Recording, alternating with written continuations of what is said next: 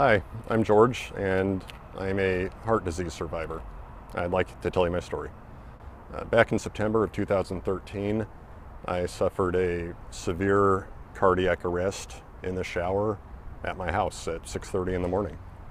I'm someone that had never had a heart problem, never had heart disease, never had cholesterol problems. I collapsed, completely lost consciousness. Luckily, my wife Lily, who was sound asleep, woke up when she heard some sounds coming from the bathroom, got out of bed, scrambled into the bathroom, and performed CPR on me. She literally kept my heart going. She saved my life and kept me alive until the first responders were able to get there. Once they carted me off to the hospital, I realized that the problems were just beginning. I actually had an abnormal heart condition that caused me to have a recurring series of VFib cardiac arrests in the hospital all throughout the day. The doctors and medical team were not able to control it at first. It wasn't responding to medication, it wasn't responding to the normal technologies. I was literally dying throughout the day, and they were having to resuscitate me throughout the day. I ended up having to be shocked or defibrillated 240 times, and I was extremely lucky that day. I survived, and most people die in those situations.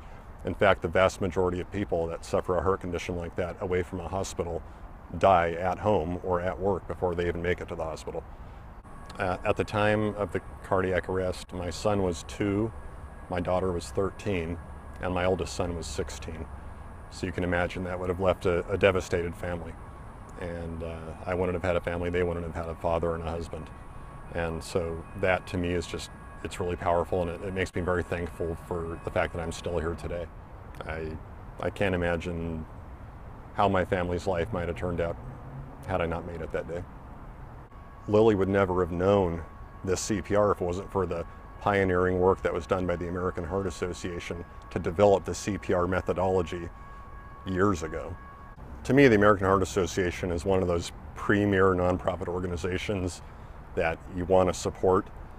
Heart disease is such a leading killer of people, especially middle-aged and older, but virtually any age can suffer or die from heart disease. So because it strikes so many people, particularly in this country, it's a critical source of funding, and it's a critical source of awareness. I would encourage people to get involved with the American Heart Association through any means they can. So to me, one of the first steps you can do is simply sign up for the Heart Walk. Well, I think Heart Walk's critical because the money that's being raised by Heart Walk, I know firsthand, and my family knows firsthand, it literally saves lives. Get your friends and family involved, get your coworkers involved, form up a team, do your very best to raise some funds for the Heart Association. It's a great cause. This funding from the Heart Walk goes towards programs, it goes towards medical research, and it's things that will, efforts like that will save lives in the future. So please, go to the website, form a team, sign up to assist your own health as well as to possibly save the lives of others. I'll see you there.